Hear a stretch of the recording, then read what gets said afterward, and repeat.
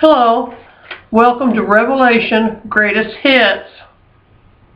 My name is Roberta Marshall. I've studied the book of Revelation for better than a dozen years, and I've come up with some alternative outcomes that a lot of people, I think, miss. I use the King James Version of Scripture, and I found that Revelations is sequential in its events, except for the destruction of Babylon, which we're going to go into here in a minute. The first few chapters are where God speaks to the churches of that time. Now, I'm not prophesying.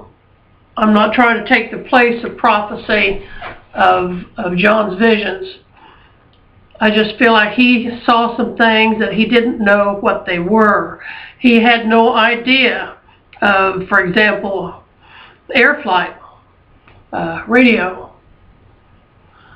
global economic collapse, global warfare, missiles, nuclear war. And I want to look at some of his visions through a modern lens and see if we can come up with other things that maybe make a little more sense. First thing we have to remember is it can always be exactly as written in Scripture. Exactly. No matter how strange it sounds. We first have to realize that it could be that, and then take it from there and see if something else maybe makes more sense in this day and age. I want to talk about the destruction of Babylon and what Babylon is.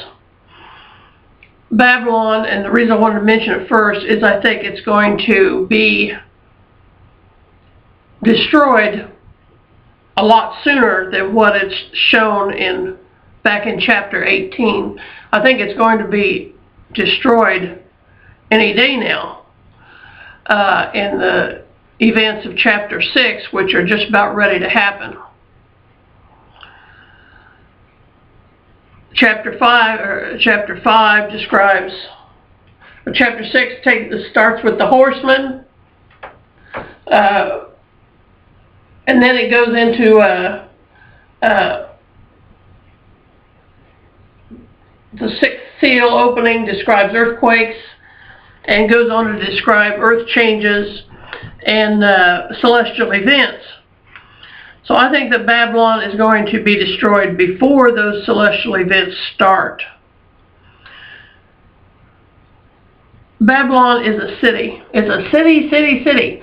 It's not the global false religions. It's not the apostate religions. It's not this or that. It is a city. It is described several times as such. John knew back then, they know what a city was. There were cities at the time. That's why he described it as a city, because it's a city, and it's going to be destroyed. God hates it. It's the center of all evil. It's the center of all the evil that has come upon the earth. And God goes swat it like a bug. That's why its destruction is not even mentioned during the time period that it happens. It's mentioned back in chapter 18 after all the tribulational events and the seals and the trumpets and the vials are all done.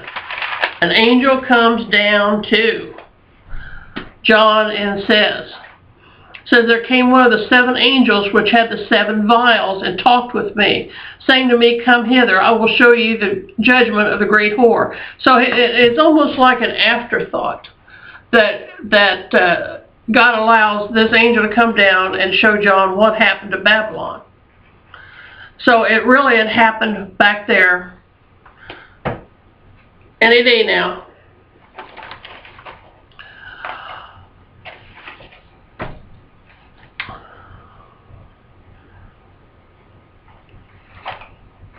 She gets her riches through dirty dealings. and it uses the term sorceries. Sorcery is described as getting what you're going to get through divination and demonic assistance. So there's a lot of that, and it's kind of like described as like a center of such activities. Even though it's the center of, it's a great port city, it's a city of great international trade.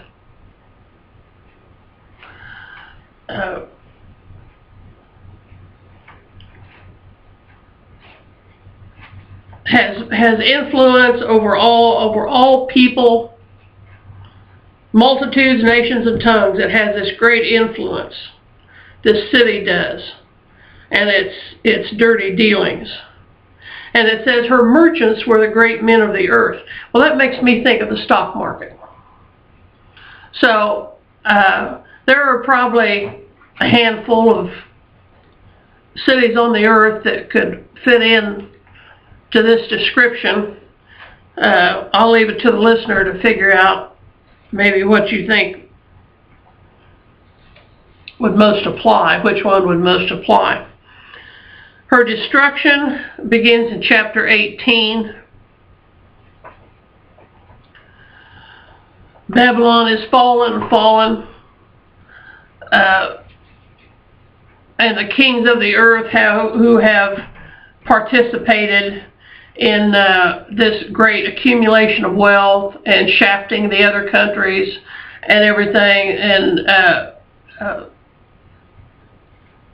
when they see that she is destroyed, they cry. But they don't cry for the humanity. They cry because of her burning and the loss of the wealth. That's what they cry over. Says she will be nuked. Babylon will be nuked. It happens. It says in an hour. In an hour, as her destruction come. In 1 hour, it would take probably to burn the outskirts to the ground. Once a blast sets off, it would take maybe an hour to burn down to the outskirts. And she will not be resurrected. She will not be rebuilt. There'll be too much going on in the earth at the time on the earth. There won't be any way to rebuild such a city. But it also says it will be utterly abandoned by God.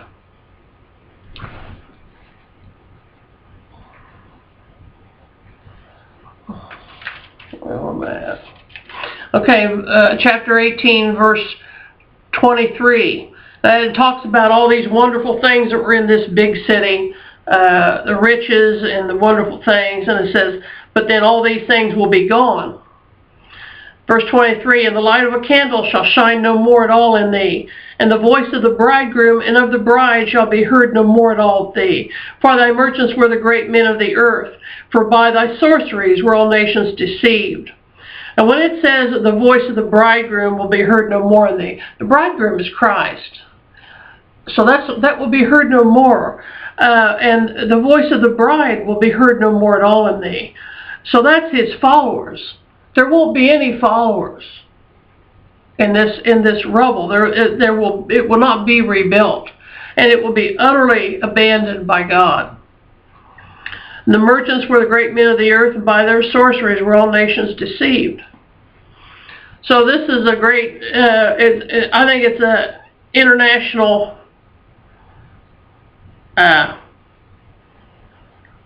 doings.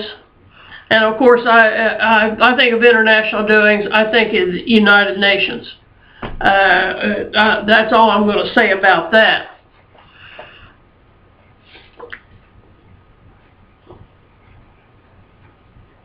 So she's going to, because in chapter 18, she's described as